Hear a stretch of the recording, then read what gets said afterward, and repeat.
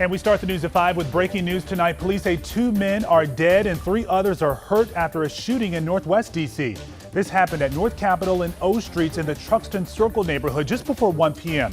Right now, police are looking for this small black SUV. You're going to see it in just a minute. We're going to have you take a good look once we put it up there on your screen, because investigators say at least 2 people got out of this car and started shooting at people sitting on the block, then took off. Now, North Capitol Street southbound remains closed between O Street and New York Avenue, but if you can, just try to avoid that area altogether for the next few hours. Thank you for being here with us at 5. I'm Lorenzo Hall. This team is all over this big story for you tonight. A school near this scene went on a brief lockdown on its first day of class. Our Megan Rivers spoke with parents who had to rush to pick their children up today. But I want to start with our Matthew Torres, who just got an update from investigators. And Matthew, we know that police are all too familiar with this area. Lorenzo, definitely we are learning that the shooting happened outside of a senior citizen's home here on O Street just before 1 o'clock this afternoon. It's still unclear whether those victims were actual residents of that building, but we know police are investigating this shooting as possibly drug-related. Officials say 2 people died after a black SUV stopped in front of them the moment gunshots erupted.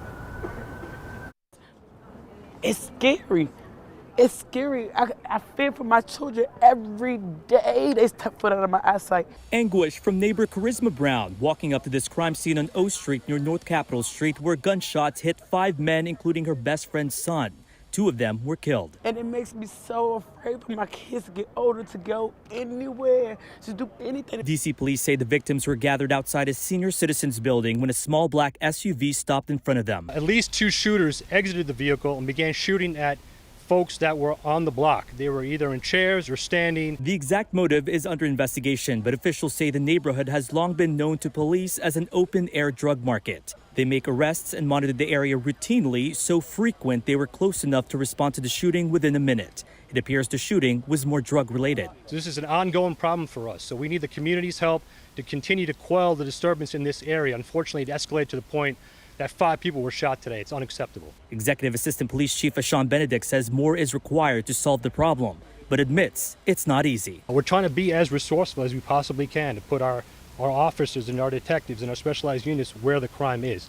And unfortunately, that crime keeps moving around. We'll be on one block and we'll displace criminals to another area. Well, there'll be shootings over there. We need to start saying, as a black community, we need to start saying something.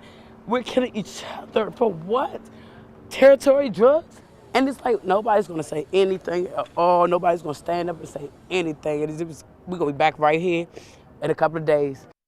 You could really hear the frustration from residents in this neighborhood. We are learning that fire marshals were also in this area inspecting buildings when they walked into the shooting and, of course, hid for cover. At last check from police, those 3 people who survived remain at the hospital.